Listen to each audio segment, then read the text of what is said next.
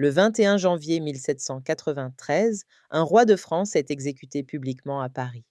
Quelques années plus tôt, peu de personnes imaginent encore que la monarchie française puisse disparaître. Alors comment la France passe-t-elle d'un royaume dirigé par Louis XVI à une république marquée par de profonds bouleversements politiques et sociaux? C'est ce que nous allons voir aujourd'hui. Bienvenue dans cet épisode consacré à la Révolution française.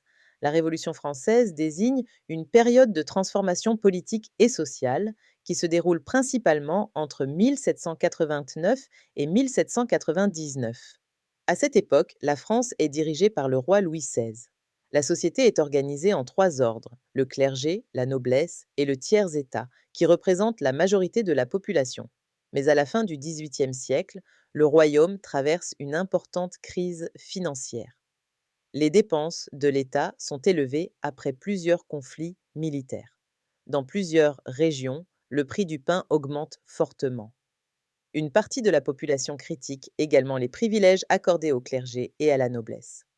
Le 5 mai 1789, les États généraux sont réunis à Versailles afin de tenter de répondre à la crise.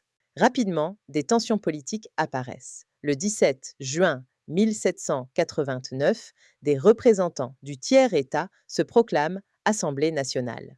Le 20 juin, lors du serment du jeu de paume, ils déclarent qu'ils ne se sépareront pas avant d'avoir donné une constitution à la France. Puis survient un événement devenu l'un des symboles les plus connus de cette période.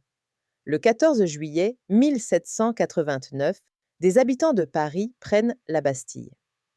Même si la prison ne contient alors que 7 prisonniers, l'événement prend une forte dimension symbolique dans le contexte révolutionnaire. Quelques semaines plus tard, dans la nuit du 4 août 1789, les privilèges féodaux sont abolis. Le 26 août est adoptée la Déclaration des droits de l'homme et du citoyen.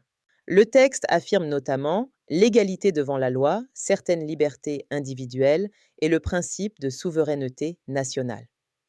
Au même moment, la situation politique reste instable.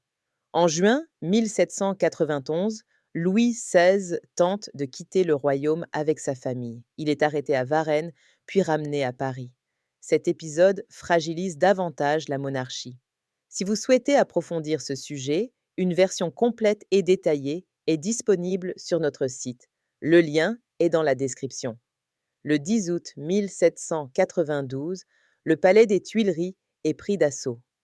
Quelques semaines plus tard, le 21 septembre 1792, la République est proclamée. Puis, le 21 janvier 1793, Louis XVI est exécuté après son procès. La France entre alors dans une période de fortes tensions politiques et militaires. Entre 1793 et 1794, une phase appelée la Terreur voit se multiplier les arrestations et les exécutions dans un contexte de guerre extérieure et de division interne. Parmi les figures importantes de cette période se trouvent Maximilien Robespierre, Georges Danton, Jean-Paul Marat, Camille Desmoulins ou encore Olympe de Gouges, femme de lettres et autrice de la Déclaration des droits de la femme et de la citoyenne, publiée en 1791. Le 27 juillet 1794, Robespierre est arrêté puis exécuté. La terreur prend fin. Un nouveau régime politique appelé le Directoire est ensuite mis en place.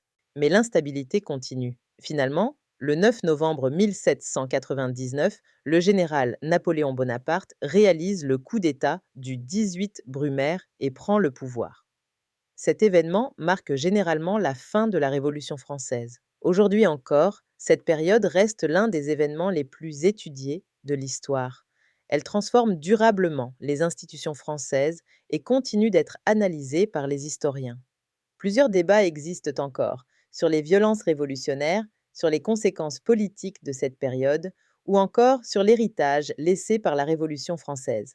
Merci d'avoir écouté cet épisode consacré à la Révolution française.